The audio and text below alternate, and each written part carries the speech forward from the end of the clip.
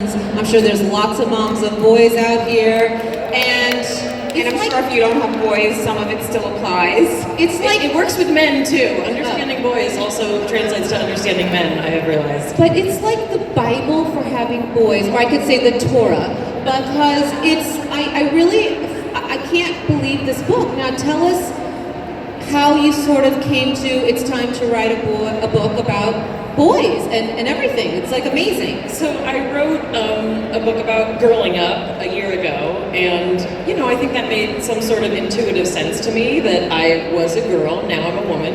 And as a neuroscientist, I had a lot of training in the endocrine system and how we go from being girls to women. And it was literally last year on the book tour that people said, well, are you going to do one for boys? And I thought, of course not. Like, I'm a girl, why would I do that? And then people kept asking me, and I realized, I'm trained as a neuroscientist, not of girls and women. I'm trained as a neuroscientist who's trained to understand the human body. And sorry, we need 1 minute on that, okay? No, I think we need more. It's unbelievable that It's not unbelievable. It is. It's like, it's so unbelievable that you are this Emmy-nominated actress and a neuroscientist all together. I don't want to say I'm a child actress. So I was you're a child star who grew up to be a mother of two, Right. an author, a working actress, Right. and a neuroscientist. So to me, that is like... I don't do everything all at once. I mean, I took 12 years out of the industry to get my degrees and to have the children. And I've been acting again, since they were very little. But yeah, so that's part of, no, it's fine. So that was kind of part of the decision to write this follow-up to Girling Up, was to write not only about the biological experience by which boys become men, which, as I said, I'm sort of trained to know about, but also as a mom of boys who kind of thought that, like, I had it figured out because I'm a smart mom. But what you find is, when you have any child, whether it's a boy or a girl, you are humbled constantly and wrong all of the time. And even more so with boys, I realized that the ways that I was taught to communicate or deal with things when they bother me, that doesn't always work with boys. And even though we want to raise like sensitive boys and boys who can communicate well, which is super important, they also sometimes want to be alone when they're upset, and I have to learn how to be okay with that and to understand that that's also part of the process for a lot of boys is to process in quiet, for example. It's also true of a lot of men, like I'm not kidding, that a lot of the things I was writing about and expanding on are things that, there are differences between men and women, and while we think there really are? But we all have the same emotions, and that's something I talk about in Boying Up. There's a special box on can girls get as angry as boys, right? Because we have this notion that like there's all these differences, but Wait, so my kids aren't the only ones? My boys? Yours get angry too? Oh yeah, we've got a lot of anger, and girls have anger too. But obviously the way that it gets expressed and the way our culture kind of interprets it, I think can really depend on how we then continue to raise our boys into men. So if you have a teenager, which you do, and I also forgot to put body makeup on my legs, and I'm very embarrassed about that. There's no hiding it now that I have mama legs. Go ahead. They look you're in a great. moms who all know what that's It's a miracle that we're all showered in here. Yes, It's like, that's true. I mean, Speak for yourself. This right? is all put on top of an unshowered body. So Keeping it real. So you have a teenager. I have a 12 and a half year old. Right. Yeah. So what advice would you give to moms like me who have that angry teenager? So 13, they're going through body changes, they're going through mood changes. What could you, from your expert neuroscientist advice, tell me to deal with my life? I think, there's a place where this book ends and the rest of our lives begin. And I think it's important, for me to state what this book is not. And while it definitely is, kind of a guidebook to, in particular, opening conversations with your boys about the changes in their body, it's not I'm not a psychologist, I'm not a physician. This is how to do everything so you have the perfect child. But what I hope that it provides is kind of an understanding of some of the coping mechanisms that boys typically will use, and an understanding of what the hormones that begin to be secreted in large amounts around this age, what those do, and how we can best communicate around them. So I just want to be clear that this isn't like a how to, handle everything that's going to happen, because it's still going to vary so much. Right. But my hope is that having kind of a better understanding, and also a way to open up conversations, and especially with things that we want our boys to be able to talk about consent and locker room talk, and how we treat other boys, how we treat other girls, bullying, these things. So hopefully those are more kind of conversation openers. So kind of you're screwed and I'm screwed. We're all, all screwed in this together. What did your sons say? Because obviously this is now around the house. What did they say when they found out Mom was writing a book about boys? I think for my kids, there's a lot of, it's really like they bounce between like, oh my God, our mom's on TV and people recognize her in the supermarket. And also like, it's not a big deal, our mom's really lame and she always loses her keys, So I think... Wait, what else do they say? Oh, so many things like that. Well, I embarrass them constantly. How?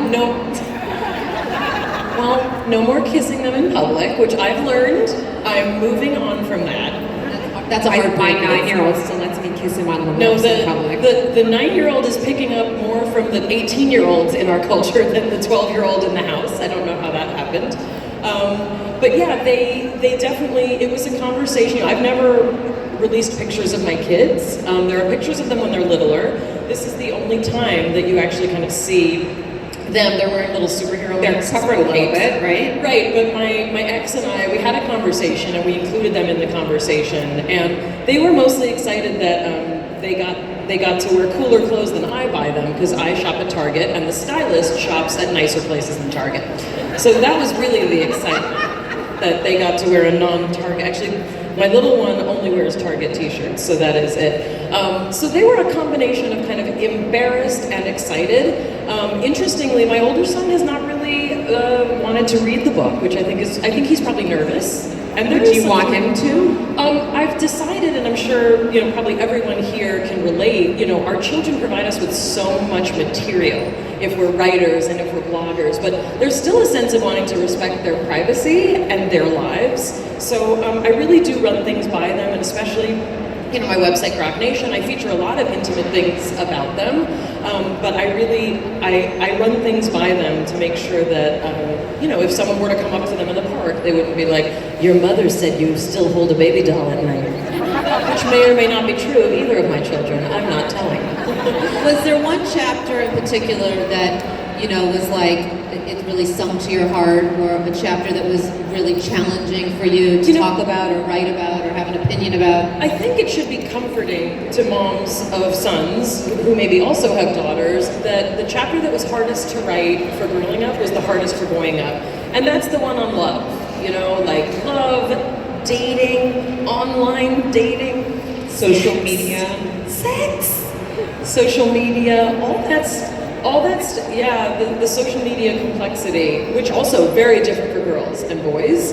A lot of similar challenges, but that was a hard chapter.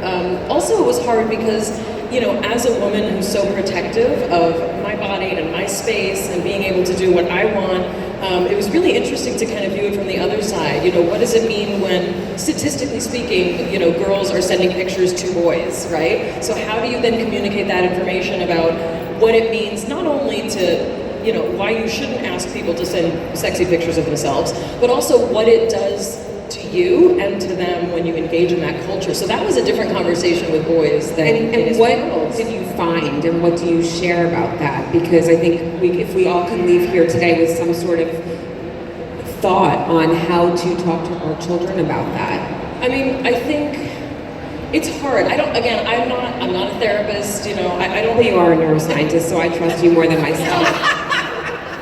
No, but I'm figuring it out as I go, and I really think that's what this book is. It's me trying to figure it out as I go, because you also, there's this risk that many moms, and women like me in particular have, I like to talk a lot, in case you couldn't tell, and I often will find myself wanting to overtalk with my boys, whether it's about, something in the news, or consent, or what Trump said, I really want... Because they ask questions? No, it's because I want to talk, and I think everyone wants to talk like I do. But I think in particular with boys, it's sometimes too much information for them, or just too much talk. So I've really learned to be selective with how I speak to them, and I get to the point right away. You know, whereas with my girlfriends, you do like a lead-in, like, did you see what, with them, I need to be really direct. Like, all right, here's what happened. This word is pussy, and it's in the news, and you need to, I didn't say it, the president did. And so, but the conversation was, this is a word I haven't taught you, but you're gonna hear it because it's in the news. And this is a term that— My mother is here. I'm sorry. She doesn't know that word. She needs to know too. So there's a whole section about how we talk about women and what it means. And what about the words that are used to describe women's genitals? Say pussy is not the right word, you should say vagina. What I said is that there are a lot of euphemisms for different parts of the female body, and some men think it's okay to use them. You generally might want to check with the woman that you're using the word about and see if she likes it. And if you wouldn't say it in front of your grandmother or your sister, you probably don't need to say it to your friends. What? That is